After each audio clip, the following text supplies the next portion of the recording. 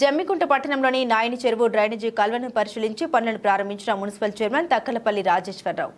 రానున్న వర్షాకాలం దృష్టిలో ఉంచుకొని వరద నీరంతా డ్రైనేజీల ద్వారా నాయని చెరువులో వచ్చి చేరుతోంది. ఈ సందర్భంగా వరద కాల్వను శుభ్రం చేయడంతో పాటు అవసరమైన పనులను వేగవంతం చేయాలని మున్సిపల్ చైర్మన్ తక్కలపల్లి రాజేశ్వరరావు ఆదేశాలు జారీ చేశారు. ఈ మేరకు పట్టణంలోని హౌసింగ్ బోర్డు కాలనీలో ఉన్న వరద కాల్వను శుభ్రం చేయడంతో పాటు అంబేద్కర్ కాలనీ నుండి నాయని చెరువులోకి వెళ్తున్న కాల్వలో ఉన్న చెత్త చెదారాన్ని ప్రొక్లైన్ సహాయంతో తీసివేశారు. వర్షాకాలంలో ప్రజలు ఇబ్బందులు పడకుండా ముందస్తుగా చర్యలు చేపడుతున్నామని మున్సిపల్ చైర్మన్ తక్కలపల్లి రాజేశ్వరరావు తెలిపారు. ఇంటి యజమానులు సైతం మురికి కాలువలో ప్లాస్టిక్ బాటిళ్లను కవర్లను వేయకుండా జాగ్రత్త వహించాలని తెలిపారు. మున్సిపాలిటీ నుండి వచ్చే చెత్త బండ్లలో చెత్త చెదరం వేయాలని ప్రజలను కోరారు. ఈ కార్యక్రమంలో శ్రీపతి నరేష్, దిలీప్ కిషన్ రెడ్డి తదితరులు పాల్గొన్నారు.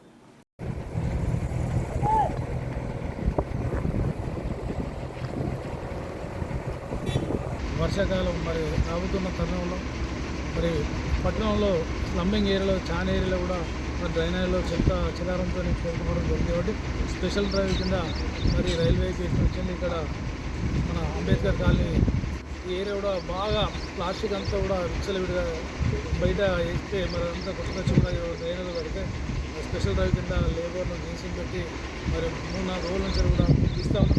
దయచేసి ప్లాస్టిక్ చెత్తను కానీ మున్సిపల్ బండి వచ్చినప్పుడు వేయాలి.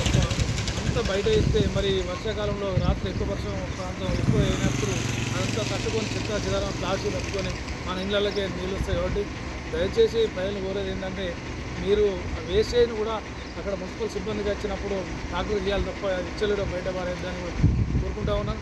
మరి వర్షాకాలం వచ్చే టైంలో కూడా మనందరూ కూడా మన చుట్టూ ఇళ్లలో కూడా చెట్లు లేకుండా పాత సామాన్ టైర్లు కానీ మన బంగ్లా పైన ఇష్టం దోమలు ఇట్లా మరి వ్యర్థ భారతాలతో మళ్ళీ మనకే ఇబ్బంది అవుతుంది. కాబట్టి దయచేసి అందరూ క్లీన్గా ఉంచాలని